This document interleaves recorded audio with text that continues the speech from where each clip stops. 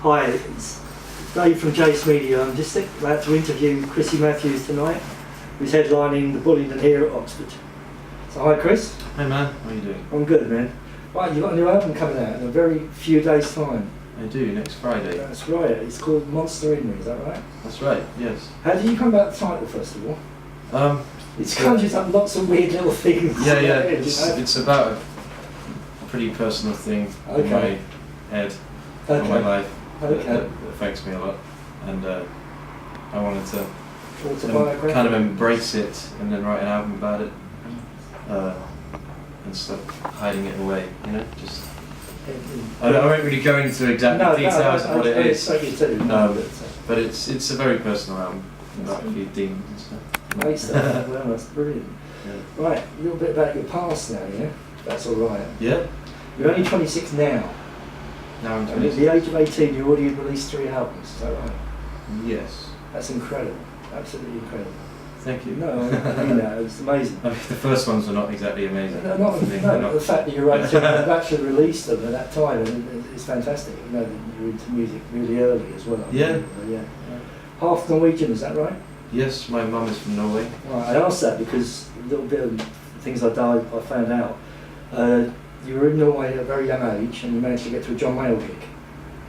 Yeah, well just before that, a year before, I saw a Norwegian blues guy called Armand Mordu. And I didn't even know what blues was then. I was playing Shadows music. Oh yeah. Hank Marvin and Shadows.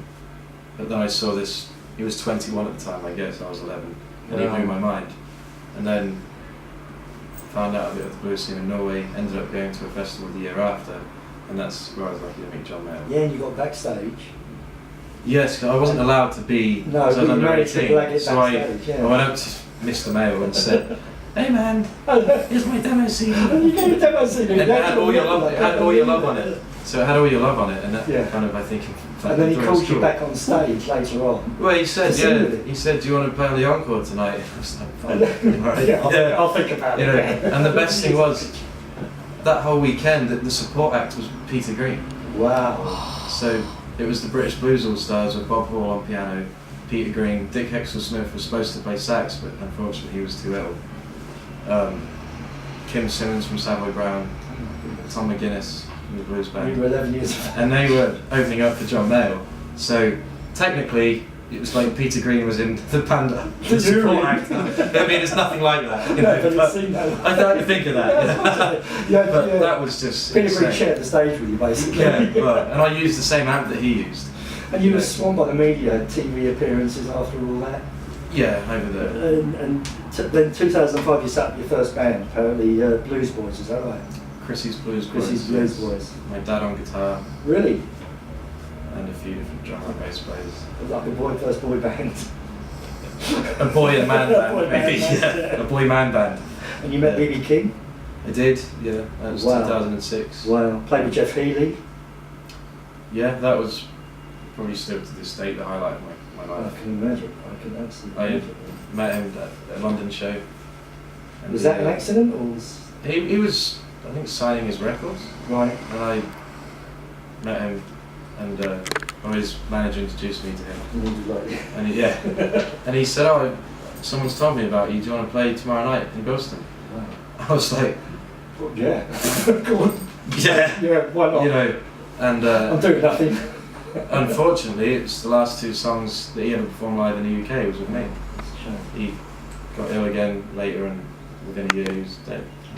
Yeah. And of course, you opened a launch for Marshall Amps at Ronnie Scott's. Yes, 2009. And also play for the Hamburg Blues Band. That's my main gig now. So for the past 3 to 4 years, that takes up the majority of my time. I still play a few gigs. 26. Can't say it's been boring so far, can we? No, it's been all right. You know, I've done a few things. You certainly have.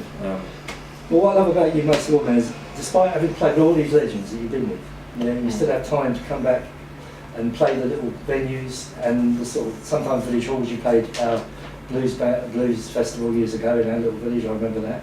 Yeah, well, gig's a gig, man. I know, but the fact that you've met all these guys, you haven't got really big-headed and thought, no, I don't need to come to those anymore. You need to shake your hand for that. You know what I mean? You deserve a shake for that. I'll be honest, there was a point where I was that Really? little You got that shit, way, did you? you know, when I was maybe 15 or something. Yeah. And it took a few people to tell me to stop being a... An arse, yeah. Yeah, if that word will do. Yeah, that. Maybe a stronger word, but... Yeah, we're on camera. Yeah, now. exactly. And this guy gave me this advice. I can't remember who gave it me. I really can't. It doesn't But matter, it's good advice. Be nice to those on the way up because you sure need them on the way down. Of course. And that always stuck with me then, you know. It's like to say, you get 15 minutes of fame sometimes. Exactly. You're only as famous as the person. I'm still that waiting for that 15 minutes. Come on. You had your 15 minutes at the age of 11. Well, yeah, fair enough. Come on. But no, I mean, life's great right now. You know, I can working imagine. with legends like Arthur Brown and Maggie Bell. Yeah, you do. And to call them like Maggie's a very dear friend now. You know, That's it's lovely. an auntie to me. Cara's jealous now. She is great, you know, and she's still got a voice to die for. She's Really? better than most singers. Always has that. She's incredible. You know. And the same with Arthur Brown. He's like 77 now or something, and he's sounding better than he's ever sounded. Yeah, I never His actually brain's see Arthur. incredible. Is he as eccentric as people say he is? Or is that On just- stage he is is. that just, I mean, but off stage, is it? no, he's is a it very. Is it an act? It's not. I mean, is it an act? I don't know. If it's an act, but that's just what he does on That's stage. just what he does on But stage, off yeah. stage, he's just a very Just a normal- calm, polite, That's it. very touching guy. Sure. You know, I love him. Yeah. I can't imagine him being angry. No, oh, yeah, no. Take a lot to piss him off, I think. Well, you got a bit pissed off when he burnt his hair that time. Yeah, maybe, I guess. Yeah. That's quite legendary, isn't it? Unfortunately, he doesn't do that when he No. plays with us. It's, you know, it's not the crazy world. So he No, doesn't it's do just that, Arthur but, Brown, yeah. the quiet man. But You've sorry, you can't live in Germany now. I live in Bremen. Raymond, you've been associated with Germany quite a long time, over various gigs Yeah. and whatever. Do you actually live there now because it's where the gigs are more than here? You find you get more gigs Yeah. there Well, I because- was flying every weekend with the Burgers, Sure. the Hamburg Blues Band. The Burgers. Go on the Burgers. Yeah. Love it. And it just got to a point like, I'm not really gigging in England. What's the point in staying here? Sure. You know, Sure. I may as well live on my own in my favourite country. Right. So I'm close to the gigs. I have to fly all the time. Yeah. And it's a country that I want to settle down in, and I talk a lot of German. Yeah. One day I'll try and get a German passport, I think, Sure. you know, because it's just, I've always struggled in England musically. Yeah. So many bands do. I mean, it's an unfortunate thing to say, but I think Germany and places like that class musicians more as a job, and here they class it more as a hobby.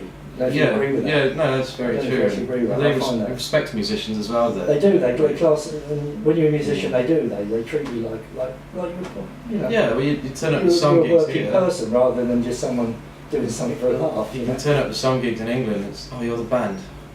Or Yeah. you want a cup of tea? Yeah, okay, that's £2.50. Yeah, You know, exactly. that has happened, I can believe it. and that's never happened abroad, and it never will. No, that's you know. right. That's nice to know. And you just feel welcome. And apparently it's this gig and the Stables, I think, the one more, and it's the last chance that people get to see you here. You've got to go back. Yeah, travelling we've abroad. got 3 more gigs in England. I think Tring, Milton Keynes, and Wales, Uh-huh. Kent. Yeah, right. But then that will be it for the year, because yeah, I'm super busy with Right, other yeah. stuff. And of course your drummer, Kev Hickman, he's followed you a long way through a lot of your journey, hasn't He's been in my band now for I think 2 years, he?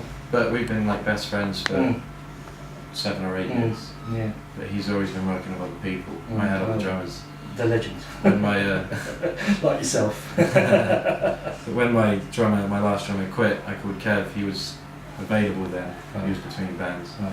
So that's. But he has been with me for a long. Yeah, we've been very close for a long time. Yeah, great. Well, nearly at the end of the interview, you'll be pleased to hear. Hey, crack on, I'm having fun. I've also read the night before the album launch, which is actually about 4 days, am I right? Yeah, 4 days, that's cool. You and the band performing at the legendary Rock Palace. Yes, I bet you're buzzing about that one. I'm super excited about that. Have you ever done that? Not Before? under my name. Last year, we there was an all-star lineup with the Hamburg Blues Band with everyone: Clem Clemson, Arthur, Chris, Maggie, Mickey Moody. Everyone came down to and it was this Herzberg festival. It was like this big hippie festival there. So it was Herzberg Blues All Stars, and Rock Palace filmed that and put that on the TV. I know I spoke to Kev earlier and he's really buzzing because he's really wanted to do Rock Palace for a long time. It's It's been in many places but not there. it's a It's big a deal. place, You know? It is a big deal. And It is a big deal. and the nicest thing is they asked me to do it. They emailed me last year and saying, can you, which was great, you know, and that's why I'm putting my main focus on Germany right now, because that's where Of course. doors seem to be opening for me. You know, Yeah. a German label at the moment. Yeah. Just signed a new deal with a great agent there, and It's great. got the Hamburg Blues Band, of course. And, Why come here if you're getting treated that way? You know what I mean? It's unfortunate, but it's the way it if is. you make it there, you can kind of make it in all the surrounding countries too. So it's it's quite a big area. That you won't get claustrophobic, so to speak. Yeah, I understand what you mean. Yeah. So that's my life goal right now is to focus on Germany. And the Rock Palace will be great. I'm very grateful for the opportunity, and I hope we smash it. Oh, I'm sure you will. Well, that's about all I've really got to say now, and I really appreciate you doing the interview. Thank you for. And don't forget, your time. people, 22nd of March, Monster in Me, Krissy, Yes. Krissy, go out and buy it. Buy it. Getting some more money. Yes. Okay, thanks a lot.